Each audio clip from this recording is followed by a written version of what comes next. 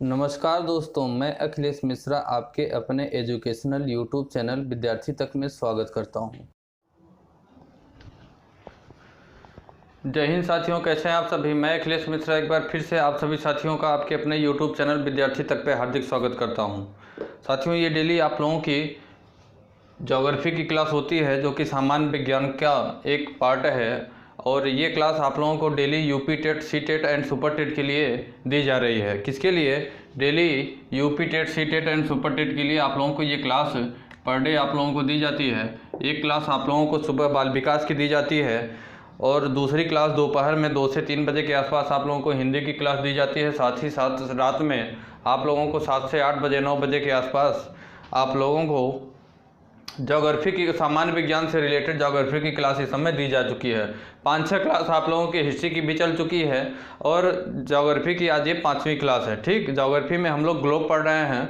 इस चैप्टर को आज हम लोग जो पढ़ रहे हैं कि सौरमंडल में पृथ्वी किस प्रकार से है, तो ये इस वाले चैप्टर को आज हम लोग ख़त्म करने का काम करेंगे। कल हम लोग अक्षांश रेखाओं के बारे में जाने थे, आज हम लोग देशांतर रेखाओं के बारे में यहाँ चर्चा करेंगे। देशांतर रेखाओं के बारे में आज की क्लास में हम लोग चर्चा करेंगे। कल हम लोग अक्षांश रेखाओं के बारे में चर्चा किए थे, और साथ ही साथ साथियों आज हम लोगों को इस चैप्टर को ख़त्म करना है किसी भी कीमत में। भले ही क्लास थोड़ी सी लंबी जाए, लेकिन क्लास आप लोग शुरू से लेकर लास्ट तक अच्छे से देखिएगा। एक एक चीज़ें, बिल्कुल बारीक बारीक चीज़ें आप लोगों को सारी चीज़ें एक्सप्लेन के साथ यहाँ बताया जाता है। ठीक, क्लास आप लोग शुरू से लेकर लास्ट तक देखिएगा, पूरी क्लास को देखिएगा। आज इस चैप्टर को हम लोगों को ख़त्म करना है, ज़्यादा एक्स्ट्रा क्लास नहीं चलेगी। जो आपकी 30 से 40 मिनट की क्लास चलती थी, उसी में से मान लीजिए 10-20 मिनट और एक्स्ट्रा होगा। आज इस क्लास को ख़त्म करेंगे, क्योंकि ये चैप्टर ज़्यादा दिनों तक खिंच रहा है, तो इसे जो है हम लोग अच्छे से, बिल्कुल बेहतर तरीके से ही पढ़ते हुए हम लोग क्लास को आगे बढ़ाएंगे। ये बिल्कुल मत समझिएगा कि खींचा जाएगा चीज़ों को, या तो फिर ऊपर ऊपर से चला जाएगा। बिल्कुल डीपली जिस प्रकार से हम लोग पढ़ते थे उसी प्रकार से, इसी वजह से मैं कह रहा हूँ कि आज 10-20 मिनट क्लास एक्स्ट्रा बढ़ाएंगे। कल की क्लास में हम लोग देशांतर रेखा, अक्षांश रेखाएँ पढ़े थे। आज की क्लास में हम लोग देशांतर रेखाओं को पढ़ने का काम करेंगे ग्लोब वाले चैप्टर में। साथ ही साथ इसी में हम लोग पृथ्वी की गतियाँ किस प्रकार से हैं उसके बारे में चर्चा करते हुए इस चैप्टर को हम लोग समाप्त करेंगे। फिर हम लोग अगले चैप्टर की ओर चलेंगे। ठीक साथियों, तो साथियों जैसा कि हम लोग पढ़े थे कल की क्लास में, थोड़ा सा रिवीजन के तौर पे बताया कि हम लोग ग्लोब पढ़े थे। ग्लोब में अक्षांश रेखाओं के बारे में बात किए थे। साथियों मैंने आपको बताया था ग्लोब पर टोटल 5 अक्षांश रेखाएं हैं। ठीक है, ये 0 डिग्री अक्षांश रेखा, 23.5 डिग्री अक्षांश रेखा, 66.5 डिग्री अक्षांश रेखा है। ठीक साथियों, साथ ही साथ मैंने आपसे बताया था कि जो इस तरीके की लाइन खींची गई है ग्लोब पर, इसे अक्षांश रेखा कहा जाता है। इस जो ग्लोब के ऊपर वाला भाग होता है, जो ग्लोब का ऊपर वाला सबसे टॉप का भाग होता है, उसे हम लोग उत्तरी ध्रुव अर्थात नॉर्थ पोल कहते हैं। साथ ही साथ ग्लोब पर जो सबसे नीचे वाला भाग होता है उसे हम लोग दक्षिणी ध्रुव अर्थात साउथ पोल कहने का काम करते हैं। ठीक साथियों, अगली बात हम लोग जाने थे कि 0 डिग्री अक्षांश रेखा से ऊपर वाला जो भाग होता है उसे हम लोग उत्तरी गोलार्ध कहते हैं। साथ ही साथ 0 डिग्री अक्षांश रेखा से जो नीचे वाला भाग होता है उसे हम लोग दक्षिणी गोलार्ध कहने का काम करते हैं। साथ ही साथ साथियों जो ये जो 0 डिग्री अक्षांश रेखा है, इसे हम लोग इक्वेटर लाइन या विषुवत रेखा या तो फिर भूमध्य रेखा के नाम से जानते हैं। जो हमारी 0 डिग्री अक्षांश रेखा होती है, इस अक्षांश रेखा को हम लोग इक्वेटर लाइन या तो विषुवत रेखा या तो फिर भूमध्य रेखा के नाम से जानने का काम करते हैं। अगली बात साथियों अगर देखें तो अगली बात मैंने आप लोगों से बताया था कि 0 डिग्री अक्षांश रेखा के ऊपर जो 23.5 डिग्री अक्षांश रेखा है, इस रेखा को हम लोग कर्क रेखा कहते हैं। साथ ही साथ 0 डिग्री अक्षांश रेखा के ऊपर जो 66.5 डिग्री अक्षांश रेखा, इसे हम लोग आर्कटिक अक्षांश भी कहते हैं। क्या कहते हैं? आर्कटिक अक्षांश भी कहने का काम करते हैं। साथ ही साथ 0 डिग्री अक्षांश रेखा के नीचे जो 23.5 डिग्री अक्षांश रेखा, इसी को हम लोग मकर रेखा कहते हैं। और 0 डिग्री अक्षांश रेखा के नीचे जो 66.5 डिग्री अक्षांश रेखा, इसे हम लोग अंटार्कटिक अक्षांश रेखा कहने का काम करते हैं। इतनी चीज़ें हम लोग पढ़े थे। साथ ही साथ साथियों इसी में हम लोग पढ़े थे कि ये जो हमारी 0 डिग्री अक्षांश रेखा है, इसके ऊपर कितना, इसके ऊपर 1-1 डिग्री के अंतराल पे 0 डिग्री अक्षांश रेखा के ऊपर 1-1 डिग्री के अंतराल पर 90 अक्षांश रेखाएं खींची जा गई हैं, जो कि काल्पनिक अक्षांश रेखाएं खींची गई हैं। कौन सी? काल्पनिक अक्षांश रेखाएं। उसी के अनुसार 0 डिग्री अक्षांश रेखा के नीचे भी 1-1 डिग्री के अंतराल पर 90 अक्षांश रेखाएं खींची गई हैं। कितनी? 90 अक्षांश रेखाएं 1-1 डिग्री अक्षांश रेखा 1-1 डिग्री के अंतराल पर 90 अक्षांश रेखाएं खींची गई हैं। ठीक, तो साथियों 90 अक्षांश रेखाएं ऊपर की 0 डिग्री अक्षांश रेखा के ऊपर 90 अक्षांश रेखाएं, साथ ही साथ 0 डिग्री अक्षांश रेखा के नीचे भी 90 अक्षांश रेखाएं। टोटल कितना हुआ, मैंने कल आपको बताया था कि टोटल कितना हुआ, 90 + 90 = 180 हुआ। साथ ही साथ साथियों हमारी जो 0 डिग्री अक्षांश रेखा है इसको भी हम लोग इसी में काउंट करते हैं। टोटल कितना आया, 181 आया। लेकिन अब मैंने आपको लोगों को बताया था कि मान लीजिए कि अगर आपके एग्जाम में 180 ऑप्शन में दिया है तो चलिए ठीक है, नहीं तो 180 दिया है तो आप लोग 180 को आंसर करेंगे। लेकिन अगर वहीं पे अगर आप लोगों का दोनों आंसर दिया है, 180 भी ऑप्शन में दिया है और 181 भी ऑप्शन में दिया है, तो वहां आप लोग 181 को ऑप्शन में टिक करेंगे। किसे, 181 को ऑप्शन में टिक करेंगे। साथ ही साथ साथियों मैंने आपसे बताया था हमारे ग्लोब पर एक अक्षांश रेखा से दूसरे अक्षांश की दूरी एक समान होती है। कितनी, एक अक्षांश से दूसरे अक्षांश की दूरी एक समान होती है, जो कि अगर हम लोग बात करें तो यह 111 किलोमीटर की दूरी होती है। हमारे ग्लोब पर एक अक्षांश से दूसरे अक्षांश कितना, एक अक्षांश से दूसरे अक्षांश की दूरी एक समान होती है। ठीक, जिसकी दूरी कितनी होती है, 111 किलोमीटर की दूरी होती है। हम लोग अक्षांश रेखाओं के बारे में ये बात किए थे। अगली बात साथियों, अगर हम लोग देशांतर रेखाओं की बात करेंगे, कौन सी रेखाओं की बात करेंगे, देशांतर रेखा की। आज हम लोग देशांतर रेखा की चर्चा करेंगे। साथियों देशांतर रेखा की बात करें तो ग्लोब पर जो इस तरीके से ग्लोब पर ये वाली जो अक्षांश रेखा, ये वाली जो लाइन खींची गई है, अर्थात उत्तरी ध्रुव से दक्षिणी ध्रुव की ओर जो रेखाएं खींची गई हैं, इसी को हम लोग देशांतर रेखा कहते हैं। हमारे ग्लोब पर उत्तरी ध्रुव से अर्थात नॉर्थ पोल से जो दक्षिणी ध्रुव अर्थात साउथ पोल की ओर जो रेखाएं खींची गई हैं, इसी रेखाओं को हम लोग देशांतर रेखा कहते हैं। ठीक, देशांतर रेखा हम लोग जान गए। इसके बाद अगर साथियों हम लोग बात करें तो देशांतर रेखाएं भी काल्पनिक होती हैं। देशांतर रेखाएं जो होती हैं ये भी कैसी रेखाएं होती हैं, काल्पनिक रेखाएं होती हैं। काल्पनिक रेखाएं होती हैं। हमारे ग्लोब पर जो देशांतर रेखाएं भी होती हैं यह भी काल्पनिक होती हैं और अक्षांश रेखाएं भी काल्पनिक रेखा होती है। साथ ही साथ साथियों पृथ्वी पर 180 डिग्री पूर्वी देशांतर तथा 180 डिग्री पश्चिमी देशांतर में विभाजित होती है। ये जो हमारी जो ये देशांतर रेखाएं होती हैं, यह 180 डिग्री पूर्वी देशांतर रेखा तथा 180 डिग्री पश्चिमी देशांतर रेखा में विभाजित होती है। इस प्रकार कुल 360 डिग्री देशांतर रेखाएं हैं। अगर देखा जाए तो 180 डिग्री पूर्वी प्लस 180 डिग्री दक्षिणी, तो टोटल को कितना हुआ, टोटल 360 डिग्री अक्षांश रेखाएं हुआ। कितना, 360 डिग्री देशांतर रेखा।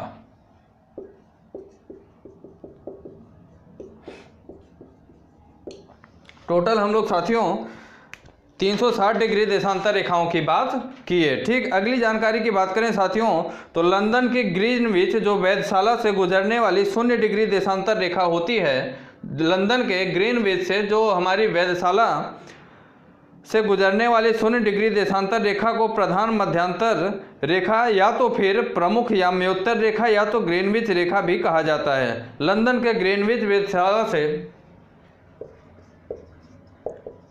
लंदन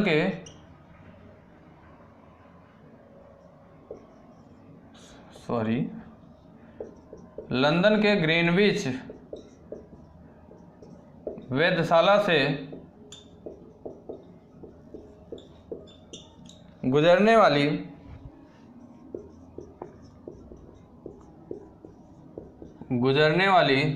लंदन के ग्रीनविच वेधशाला से गुजरने वाली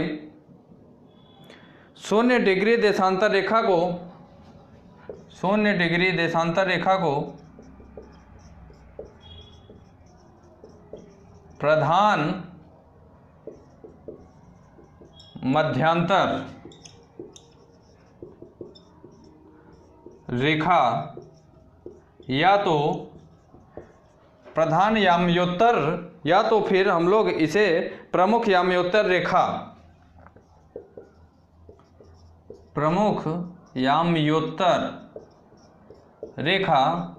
या तो फिर ग्रीनविच क्या कहते हैं, या तो फिर हम लोग इसे ग्रीनविच रेखा भी कहते हैं। क्या कहते हैं, ग्रीनविच रेखा।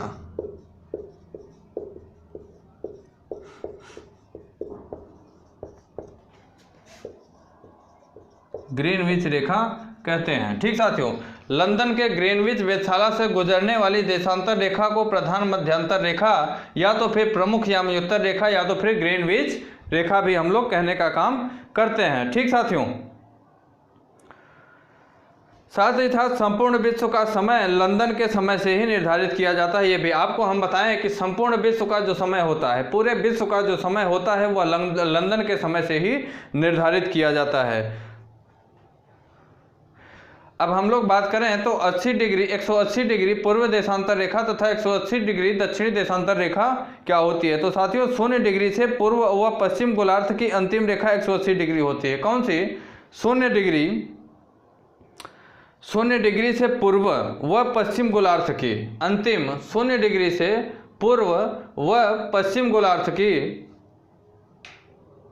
अंतिम जो रेखा होती है वह 180 डिग्री होती है। साथियों, ये अलग अलग न होकर एक ही देशांतर रेखाएं होती हैं। ये जो देशांतर रेखाएं होती हैं ये अलग अलग न होकर एक ही देशांतर रेखाएं होती हैं। इसकी बात यहाँ पे किया है। ठीक, ये जो होती है इसी को हम लोग 180 डिग्री, 0 डिग्री से पूर्व व पश्चिम गोलार्ध की अंतिम जो 180 डिग्री अक्षांश रेखा होती है इसी को हम लोग 180 डिग्री पूर्व एवं एक पश्चिम देशांतर रेखाएं कहते हैं। क्या कहते हैं? 180 डिग्री पूर्व, सॉरी पूर्व उधर होगा, कौन सी रेखा? ये 180 डिग्री पूर्व देशांतर रेखा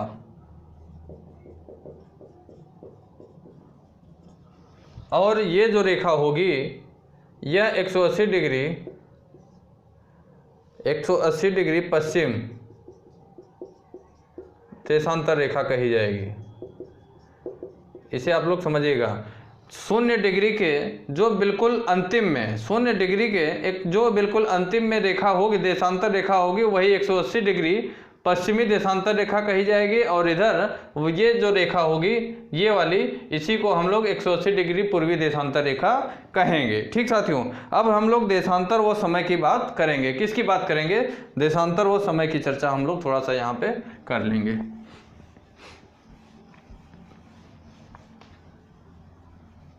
देशांतर रेखाओं की बात की, अब हम लोग देशांतर व समय की चर्चा करेंगे।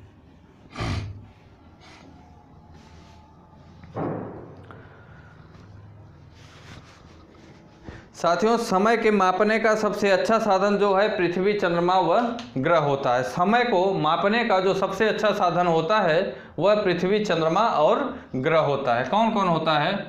पृथ्वी, चंद्रमा व ग्रह होता है।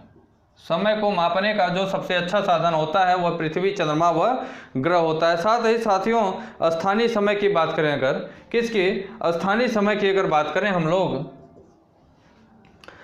तो साथियों पृथ्वी पर किसी विशेष स्थान से सूर्य की स्थिति से परिकलित समय स्थानीय समय कहलाता है।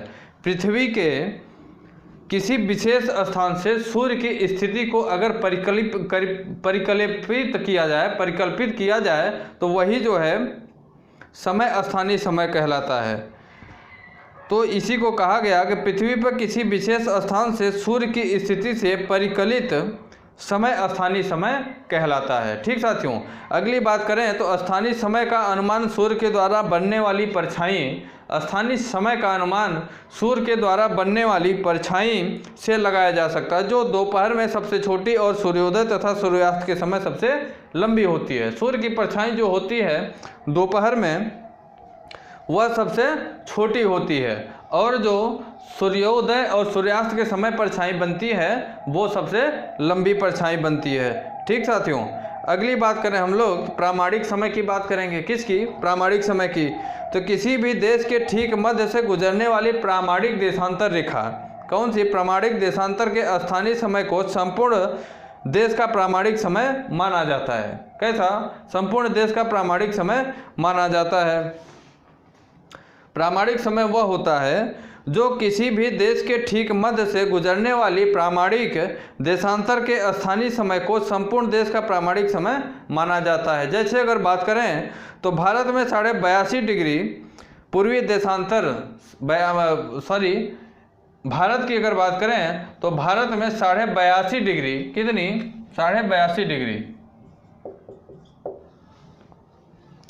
पूर्वी देशांतर जो कि इलाहाबाद के नैनी से, कहाँ के, इलाहाबाद के नैनी जो कि उत्तर प्रदेश में स्थित है। इलाहाबाद के नैनी जो कि उत्तर प्रदेश में स्थित है का स्थानीय समय अंतर्राष्ट्रीय मानक समय लंदन अर्थात 0 डिग्री प्रमुख याम्योत्तर से 5.5 अर्थात 5.5 घंटा आगे रहता है। हमारा जो भारत का प्रामाणिक समय है, कहाँ का, भारत का जो प्रामाणिक समय है वो 82.5 डिग्री पूर्वी देशांतर, 82.5 डिग्री पूर्वी देशांतर जो कि इलाहाबाद के नैनी जो कि उत्तर प्रदेश में स्थित है, नैनी का स्थानीय समय अंतर्राष्ट्रीय मानक समय माना गया है, जो कि लंदन से 5.5 घंटे आगे रहता है, लंदन के 5.5 घंटे आगे रहता है। साथ ही साथ साथियों, ग्रीनविच पर स्थित प्रमुख देशांतर व सूर्य जिस समय आकाश के सबसे ऊंचे बिंदु पर होगा उस समय इस देशांतर पर स्थिति सभी स्थानों पर दोपहर होगी। ठीक साथियों, साथ ही साथ बात करें तो पृथ्वी पश्चिम से पूर्व की ओर चक्कर लगाती है, ये आप सभी लोग जानते हैं। पृथ्वी जो है यह पश्चिम से पूर्व की ओर चक्कर लगाती है, पश्चिम से पूर्व की ओर चक्कर लगाती है। अतः वे स्थान जो ग्रीनविच से पूर्व में हैं उनका समय आगे होता है और जो पश्चिम में है उनका समय पीछे होता है। पृथ्वी जो है वह पश्चिम से पूर्व की ओर चक्कर लगाती है, अतः वे समय जो ग्रीनविच से पूर्व में उसका समय आगे होता है तथा जो ग्रीनविच से पश्चिम में है उसका समय पीछे होता है। पृथ्वी लगभग 24 घंटे में अपने अक्ष पर 360 डिग्री घूमती है। पृथ्वी लगभग 24 घंटे में अपने अक्ष पर 360 डिग्री घूमती है। पृथ्वी अपने अक्ष पर 24 घंटे में 360 डिग्री घूमती है। साथ ही साथ साथियों अगर बात करें तो अर्थात वह 1 घंटे में 15 डिग्री एवं 4 मिनट में 1 डिग्री घूम सकती है। पृथ्वी की अगर बात करें तो वह 1 घंटे में 15 डिग्री, 1 घंटे में 15 डिग्री और अगर बात करें कितना 4 मिनट में 1 डिग्री, 4 मिनट में 1 डिग्री पृथ्वी घूमने का काम करती है। अगली बात करें साथियों अगर तो इस प्रकार जब ग्रीनविच में दोपहर के 12 बजते हैं तो पूर्व में 15 डिग्री पर 60 मिनट अर्थात 1 घंटा का अंतर पड़ेगा। ठीक इसके विपरीत पश्चिम गोलार्ध में 15 डिग्री पर 60 मिनट अर्थात 1 घंटा पीछे का अंतर पड़ेगा। इसी प्रकार जब ग्रीनविच पर दोपहर के 12 बजे होंगे उस समय 180 डिग्री पर मध्यरात्रि होगी। क्या होगी? जब ग्रीनविच पर दोपहर के 12 बजे होंगे उस समय 180 डिग्री पर मध्यरात्रि होगी। भारत का मानक समय अंतर्राष्ट्रीय मानक समय 0 डिग्री लंदन से 5.5 घंटे आगे है। भारत का जो मानक समय है जो लंदन का 0 डिग्री है, लंदन का 0 डिग्री मानक समय है, वो उससे भारत का मानक समय की बात करें तो वह 5.5 घंटे आगे है। कितना? 5.5 घंटे आगे। यदि लंदन में दोपहर के 12 बजते हैं तो भारत में 82.5 डिग्री, भारत में 82.5 डिग्री अर्थात शाम के 5:30 बजे अर्थात 17:30 बजेंगे। लंदन में अगर 12 बज रहा है तो भारत में 5:30 बजा हुआ होगा शाम का, अर्थात 17.5 घंटे, 17.3 घंटे उस समय होंगे। कुछ देशों का देशांतरीय विस्तार अधिक होता है, जैसे रूस में 11 मानक समयों को अपनाया गया है। रूस की अगर बात, कुछ देशों में मानक समय ज़्यादा होता है, जैसे रूस की अगर बात करें तो रूस में कुल 11 मानक समयों को अपनाया गया है। ठीक साथियों, अब हम लोग यहाँ पे अगली चर्चा करेंगे किसकी, कि पृथ्वी की गतियाँ किस प्रकार से होती हैं। ग्लोब को हम लोगों ने थोड़ा अच्छे से जाना, उत्तरी अक्षांश और दक्षिणी देशांतर अक्षांश रेखा और देशांतर रेखा दोनों को हम लोग अच्छे से जाने ग्लोब के माध्यम से। अब हम लोग देखेंगे पृथ्वी की गतियां।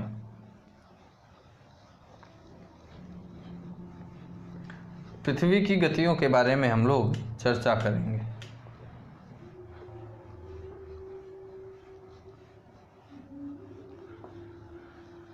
क्लास को शुरू से लेकर लास्ट तक देखा करिए और साथ ही साथ साथियों आज हम लोगों को ये चैप्टर ख़त्म करना है। ज़्यादा नहीं, 10 से 15 मिनट आपकी क्लास और चलेगी, बस इससे ज़्यादा आपकी क्लास नहीं चलने वाली है आज के दिन। उसके बाद फिर कल हम लोग नया टॉपिक, नया चैप्टर शुरू करेंगे। हम लोग देखेंगे साथियों पृथ्वी की गतियाँ।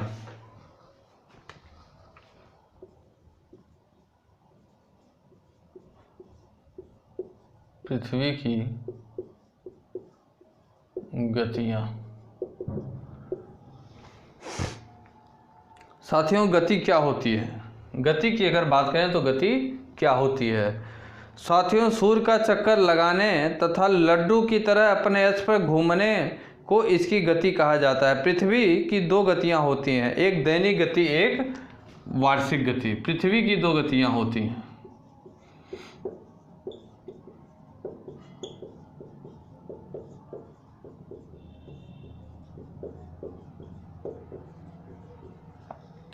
पहली दैनिक गति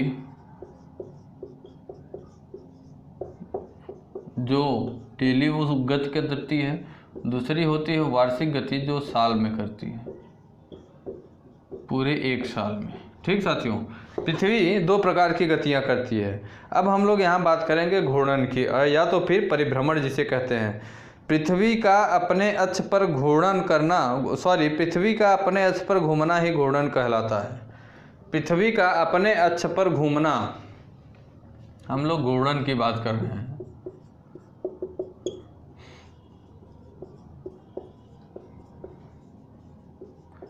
अपने अक्ष पर घूमना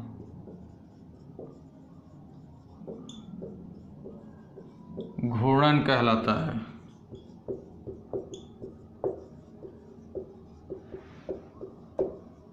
जो कि पृथ्वी डेली करती है, इसी को हम लोग, जिसे हम लोग दैनिक गति कहते हैं, जिसे दैनिक गति कहते हैं। क्या कहते हैं?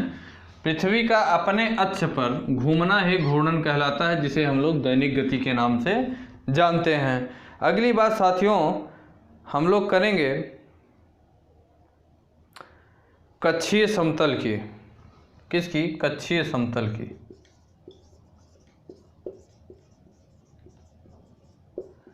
कक्षीय समतल की बात करें तो पृथ्वी का अक्ष एक काल्पनिक रेखा है जो इसके कक्षीय सतह से, पृथ्वी का अक्ष एक काल्पनिक रेखा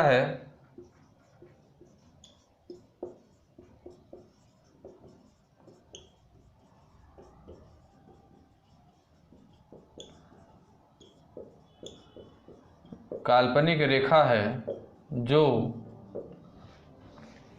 अपने अक्ष, एक काल्पनिक रेखा है जो इसके कक्षीय सतह से साढ़े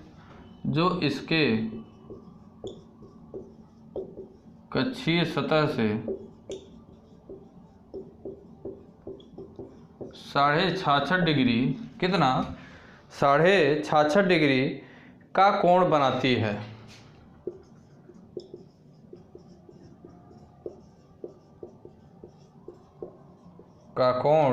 बनाती है। वह समतल जो अक्ष के द्वारा बनाया जाता है, वह समतल जो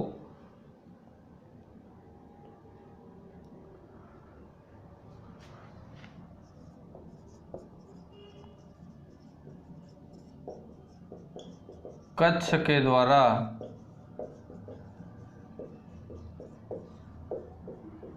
बनाया जाता है उसे कक्षीय समतल कहते हैं।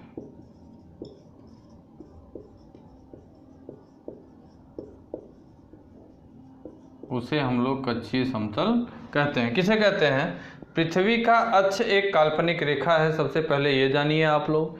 दूसरी बात, जो इसके कक्षीय सतह से 66.5 डिग्री का कोण बनाती है, वह समतल जो कक्ष के द्वारा बनाया जाता है उसी को हम लोग कक्षीय समतल कहते हैं। अगली बात करें साथियों हम लोग की प्रदीप्त वृत्त किसे कहते हैं? तो साथियों ग्लोब पर वह वृत्त जो दिन व रात का विभाजन करता है, ग्लोब पर वह वृत्त, ग्लोब पर वह वृत्त जो दिन और रात का विभाजन करता है उसी को हम लोग प्रदीप्त वृत्त कहते हैं। पृथ्वी की गति ध्रुवों पर शून्य होती है। पृथ्वी की गति की बात करें तो पृथ्वी की गति ध्रुवों पर शून्य होती है। ठीक साथियों, अगली बात करें तो भूमध्य रेखा पर परिभ्रमण की गति लगभग 1671 किलोमीटर प्रति घंटा होती है। भूमध्य रेखा पर परिभ्रमण की गति,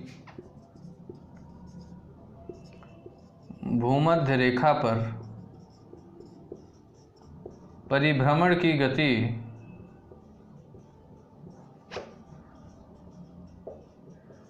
1671 किलोमीटर, कितना 1671 किलोमीटर प्रति घंटा होती है। 1671 किलोमीटर प्रति घंटा होती है। अब हम लोग बात करेंगे परिक्रमण किसे कहते हैं। किसे? परिक्रमण।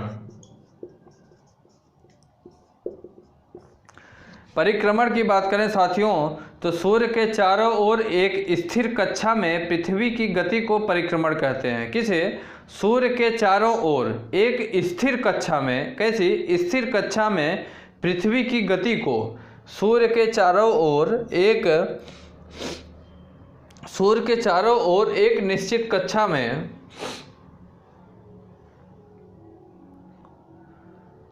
पृथ्वी की गति को परिभ्रमण कहते हैं, जो कि वार्षिक गति होती है। आइए लिख लेते हैं।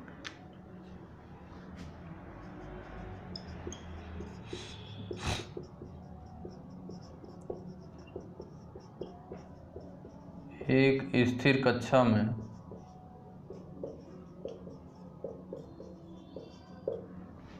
सूर्य के चारों ओर एक स्थिर कक्षा में पृथ्वी की गति को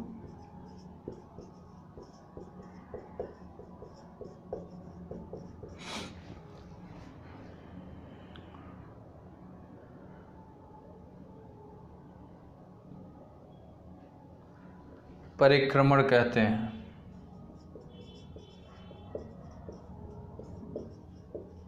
क्या कहते हैं? परिक्रमण कहते हैं। अगली बात करें साथियों, पृथ्वी को एक परिक्रमण करने में 365 दिन 5 घंटे 48 मिनट 46 सेकंड लगता है। कितना? पृथ्वी को एक परिक्रमा करने में कितना? 365 दिन 5 घंटा 48 मिनट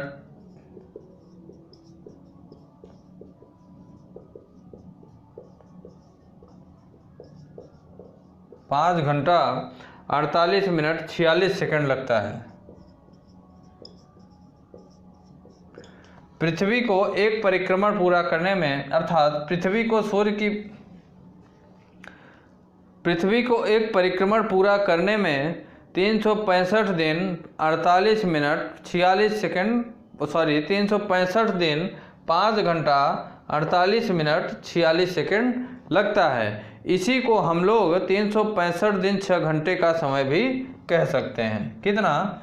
365 दिन 6 घंटे का समय भी कह सकते हैं। ठीक साथियों, अगली बात करें अगर हम लोग तो पृथ्वी की परिक्रमा का मार्ग निश्चित है। इस मार्ग को ही कक्ष कहते हैं। कक्ष की बात करें तो पृथ्वी का मार्ग जो निश्चित है उसी को हम लोग, पृथ्वी जिस कक्ष पर घूमती है उसी को हम लोग कक्ष कहते हैं, जिस मार्ग पे घूमती है। अब हम लोग ऋतु की थोड़ा सा बात करेंगे। किसकी?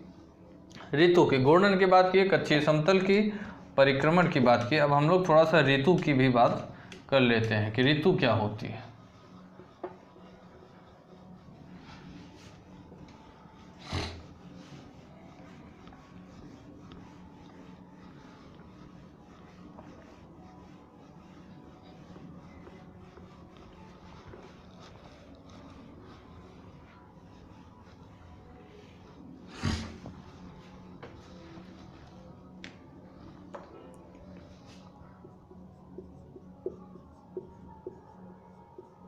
ऋतु की चर्चा करेंगे। पृथ्वी के अक्ष पर झुके होने तथा उसकी परिक्रमण गति को ऋतुएं कहते हैं। पृथ्वी के अक्ष पर झुके हुए पृथ्वी के अक्ष पर झुके होने तथा उसकी परिक्रमण गति से ऋतुएं होती हैं। ऋतुएं कैसे होती हैं कि पृथ्वी के अक्ष पर झुके होने तथा उसकी परिक्रमण गति से ही ऋतुएं होती हैं। पृथ्वी के जिस भाग पर सूर्य की किरणें लंबवत पड़ती हैं तो गर्मी, जबकि जिस भाग पर तिरछी पड़ती हैं तो उस भाग में सर्दी पड़ती है। पृथ्वी के जिस भाग में सूर्य की किरणें सीधी पड़ती हैं तो उस भाग में वहाँ गर्मी ज़्यादा होती है, और पृथ्वी के जिस भाग में सूर्य की किरणें तिरछी पड़ती हैं वहाँ सर्दी ज़्यादा होती है। ठीक साथियों, अब हम लोग पृथ्वी से संबंधित कुछ तथ्य की बात करेंगे। किसकी? पृथ्वी से संबंधित 2-4 तथ्यों की बात करेंगे। इम्पॉर्टेंट जो एग्ज़ाम में हम लोगों के पूछा जाता है उसकी हम लोग कुछ चर्चा कर लेते हैं। किसकी? पृथ्वी से संबंधित कुछ महत्वपूर्ण तथ्य।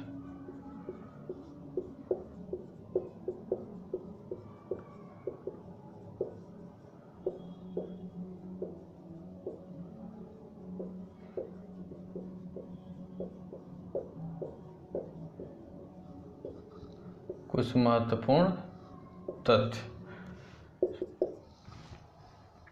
साथियों, ध्रुव पर 6 महीने दिन व 6 महीने रात रहती है, अर्थात यदि उत्तरी ध्रुव पर 6 महीने रात होगी तो उसी समय दक्षिणी ध्रुव पर 6 महीने दिन रहेगा। इसे हम लोग लिखेंगे कि ध्रुव पर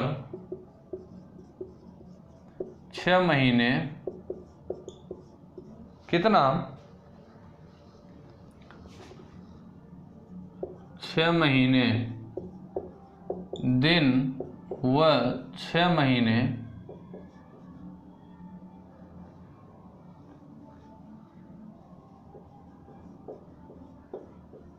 रात होती है।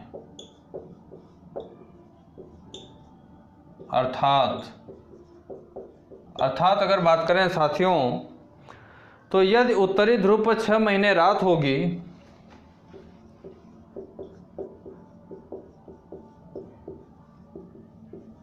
ध्रुव पर 6 महीने रात होगी तो उसी समय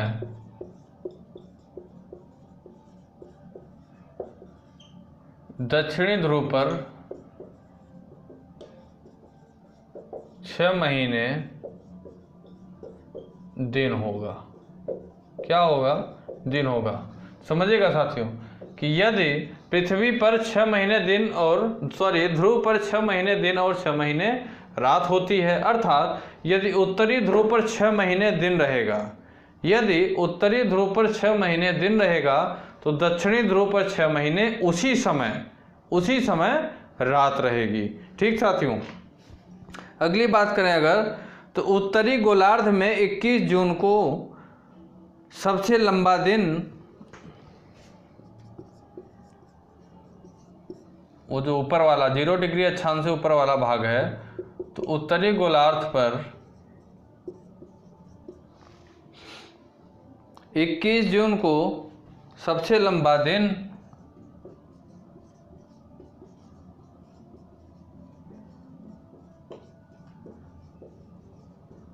अर्थात सबसे बड़ा दिन होगा। और अगर बात करें तो सबसे छोटी रात होगी।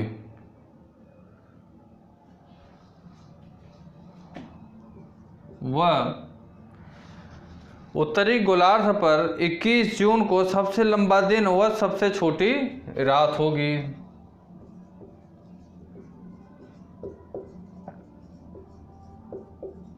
अर्थात उसी समय 21 जून को ही उत्तरी गोलार्ध पर सबसे लंबा दिन होगा। क्या होगा? सबसे लंबा दिन होगा। तो उसी दिन अर्थात 21 जून को ही सबसे छोटी रात भी होगी। कौन सी? सबसे छोटी रात भी होगी। और अगर साथियों बात करें तो इस अवस्था को उत्तर अयनांत कहते हैं। इस अवस्था को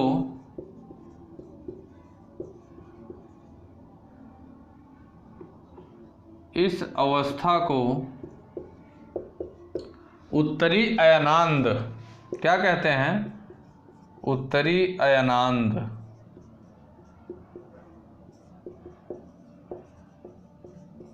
कहते हैं। इसी अवस्था को उत्तरी अयनांद कहते हैं।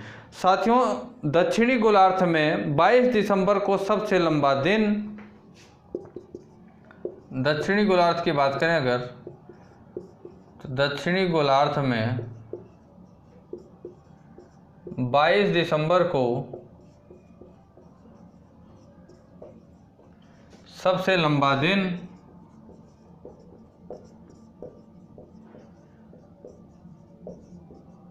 व सबसे छोटी रात होगी। क्या होगी? सबसे छोटी रात होगी।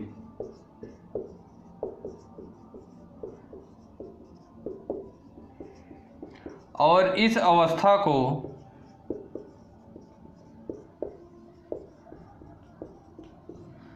बात करें अगर, तो इस अवस्था को दक्षिणी अवनांद कहते हैं। क्या कहते हैं? दक्षिणी अवनांद।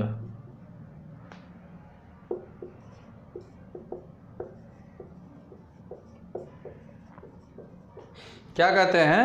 दक्षिणी अवनांद कहते हैं। साथियों, 21 मार्च एवं 23 दिसंबर को सूर्य की किरणें विषुवत वृत्त पर सीधी पड़ती हैं। 21 मार्च व 23 सितंबर को, मार्च व 23 सितंबर को सूर्य की किरणें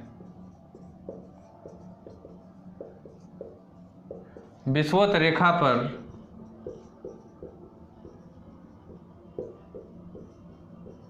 सीधी पड़ती हैं। क्या पड़ती हैं?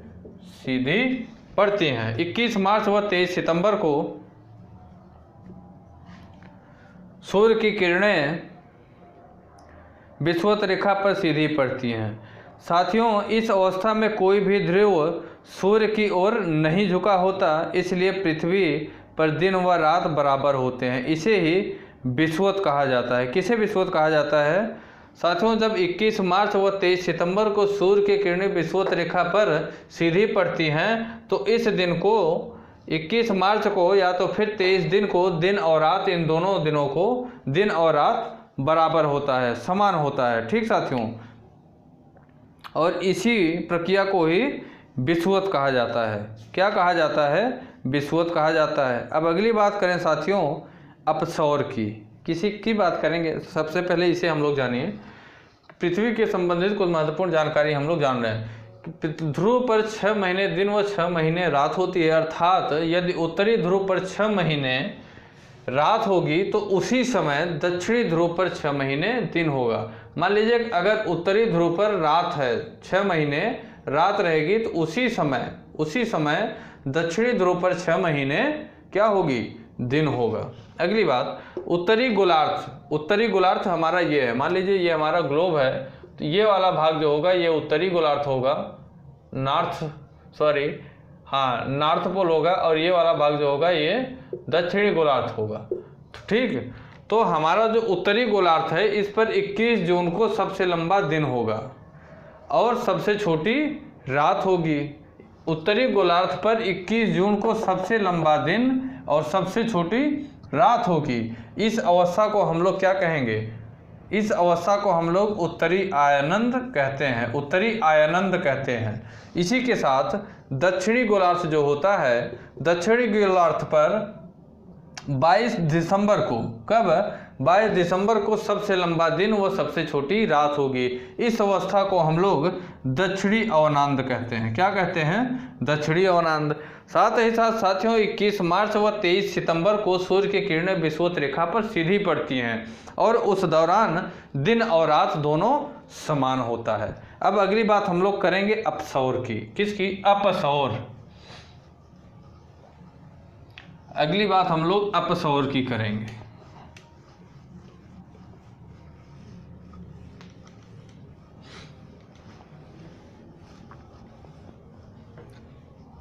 बस 5 मिनट और, मुश्किल से 5 मिनट, उससे कम ही लगेगा, ज़्यादा नहीं। पृथ्वी से संबंधित कुछ महत्वपूर्ण तथ्य हैं जो कि आपके एग्जाम में अक्सर पूछ लिए जाते हैं। अपसौर की चर्चा हम लोग करेंगे। किसकी? अपसौर की। साथियों, पृथ्वी की सूर्य से अधिकतम दूरी को अपसौर कहते हैं। पृथ्वी की सूर्य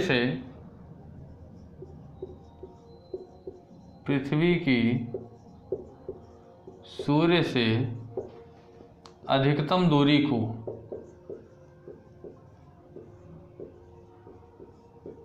को अपसौर कहते हैं।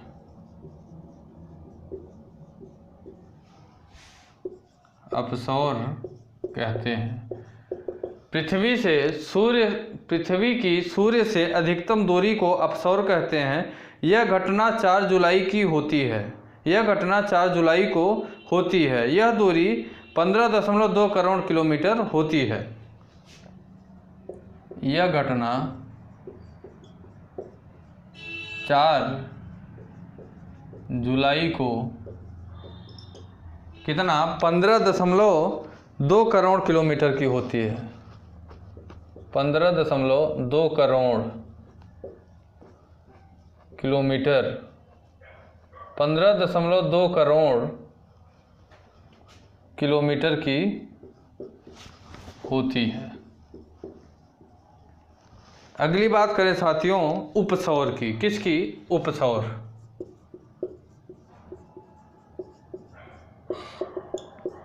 उपसौर की बात करें साथियों तो पृथ्वी की सूर्य से न्यूनतम दूरी को,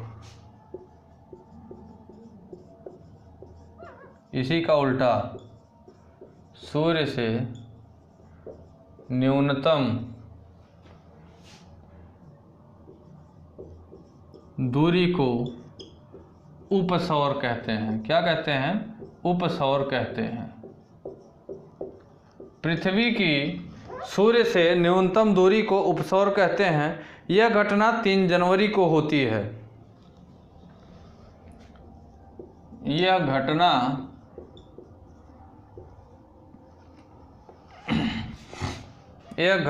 3 जनवरी को 14.7 करोड़, कितना? 14.7 करोड़ किलोमीटर की है। यह घटना 3 जनवरी को किलोमीटर की होती है।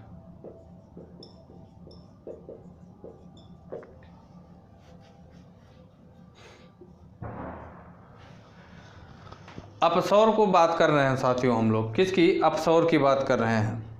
तो पृथ्वी की सूर्य से अधिकतम दूरी को अपसौर कहते हैं। यह घटना 4 जुलाई को 15.2 किलोमीटर दूरी की होती है। अर्थात जो पृथ्वी की सूर्य से दूरी होगी वह कितना होगी? 15.2 करोड़ किलोमीटर की होगी। अब हम लोग इसी क्रम में उपसौर की बात कर रहे हैं। तो पृथ्वी की सूर्य से न्यूनतम दूरी को, पृथ्वी की सूर्य से न्यूनतम दूरी को उपसौर कहते हैं। और पृथ्वी जब सूर्य से न्यूनतम दूरी पर होता है तो वह दिन होता है 3 जनवरी का। कौन सा दिन होता है? 3 जनवरी का। उस समय पृथ्वी और सूर्य के बीच की दूरी 14.7 करोड़ किलोमीटर होती है।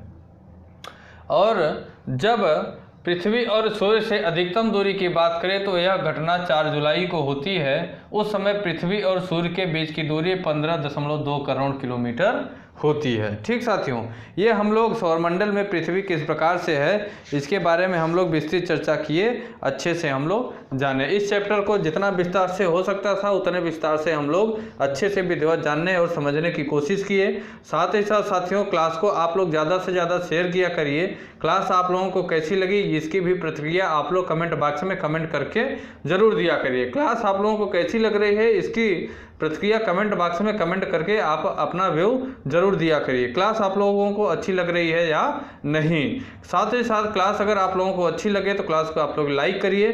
क्लास अगर अच्छी नहीं लग रही है तो आप लोग क्लास को डिसलाइक भी कर सकते हैं। ये बाकी यहाँ पे जो कंटेंट दिया जा रहा है आपका UP TET, C TET and super TET के सिलेबस को अच्छे से एनालिसिस किया गया, उसके सिलेबस को देखा गया, पढ़ा गया, समझा गया, तब फिर यहाँ पे चीज़ें आप लोगों को जो भी कंटेंट दिया जा रहा है आप लोगों को चीज़ें दी जा रही हैं।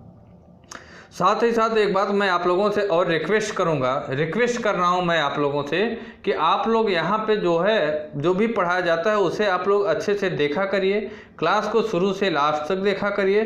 साथ ही साथ आप लोग नोट्स को अपने हाथ से स्वयं लिखकर बनाया करिए। ये बातें मैं बार बार आप लोगों से प्रत्येक क्लास में कह रहा हूं कि आप लोग जो चीज़ें पढ़ाई जा रही हैं बिल्कुल अच्छे से विधिवत धीरे धीरे बोर्ड पे पूरी चीज़ें राइट डाउन की जा रही हैं। तो आप लोग अपने हाथ से लिखी हुई नोट्स अगर बनाएंगे तो उससे फ़ायदा क्या होगा कि आप नोट्स उसको अगर सुरक्षित रखेंगे तो जब भी आपका कोई भी एग्ज़ाम आएगा आप उसे खोलेंगे, अच्छे से पढ़ेंगे और चीज़ें आप लोगों को समझ में आएंगी, क्योंकि वो आप लोगों के हाथ के द्वारा लिखी गई हैं, आपके हाथ से लिखी गई हैं। बाकी जो PDF की बात होती है तो PDF हमारे द्वारा जब तक आप तक नहीं पहुंच गई है तभी तक PDF का आप लोगों को उत्साह रहता है, उसे मैंने आप लोग अच्छे से देखा है, जाना है, समझा है। जैसे ही PDF आप लोगों तक पहुंचती है आप लोग उसका प्रिंट आउट नहीं निकलवाए मोबाइल में रखे हैं, लेकिन कभी उसे खोल के पलट के देखना नहीं होता है। इसलिए अगर आप लोग अपने हाथ से नोट्स को बनाएंगे, अपने हाथ से नोट्स को लिखेंगे तो आपकी कभी भी इच्छा, अगर थोड़ी सी भी इच्छा हुई, अगर आप लोग उसे खोलेंगे देखेंगे तो वो चीज़ें आप लोगों की समझ में आएंगी और पढ़ने की